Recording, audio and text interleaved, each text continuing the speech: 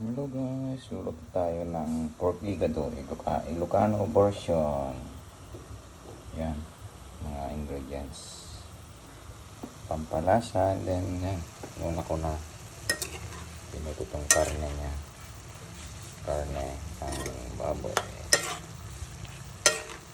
Hindi ko na siya binabad sa sa toyo.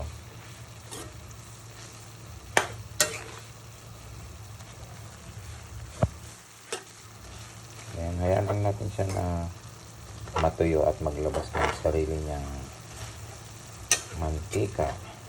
Pagkatapos niyan, then igisa natin ng bawang. And next, ilagay na natin itong bawang. Hindi ko na siya ginisa kaya siya sariling mantika. Then, itong mga dahon.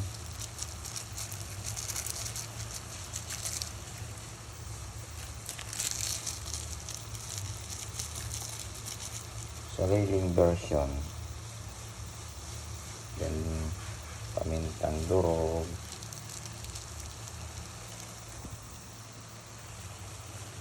Yan. Halo-haloyin natin. Corporate ang kanyang mga ingredients karne.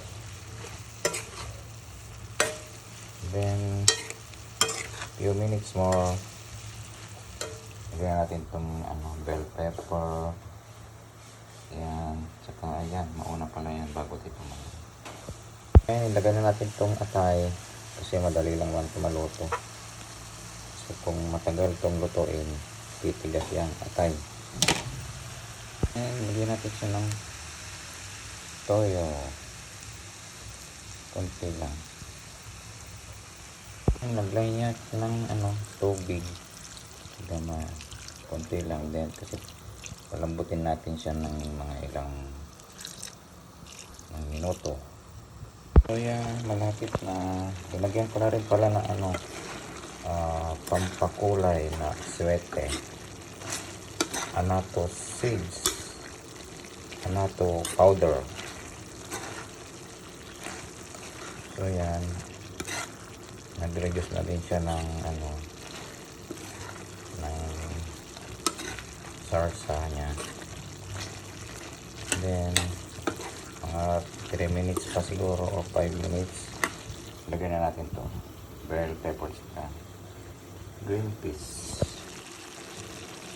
And lagyan na natin tong bell pepper at green peas. Madali lang lutuin ito.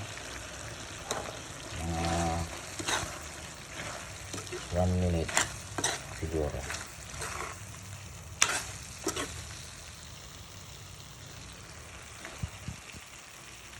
So yan guys, see you next cooking. Bye bye. Ready na mga manganin.